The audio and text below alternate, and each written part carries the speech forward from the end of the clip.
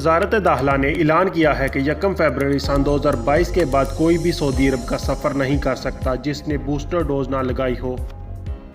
वो तमाम लोग जिन्होंने अभी वैक्सीन की 2 डोजेज ली हुई हैं, तवक्कलना पर इम्यून शो हो रहा है। 1 फरवरी के बाद तवक्कलना पर इम्यून शो नहीं होगा, जिसके लिए बूस्टर डोज लगाना लाजमी हो जाएगा ताकि तवक्कलना का स्टेटस इम्यून शो होता रहे।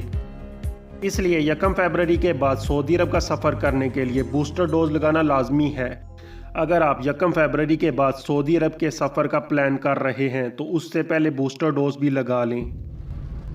इसके अलावा 1 फरवरी के बाद पब्लिक और प्राइवेट अदारों में, स्पोर्ट्स इवेंट में, पब्लिक प्लेसेस पे और इस तरह की बड़ी गैदरिंग में इन तमाम लोगों का दाखिला ममनू होगा जिन्होंने बूस्टर डोज नहीं लगाई होगी।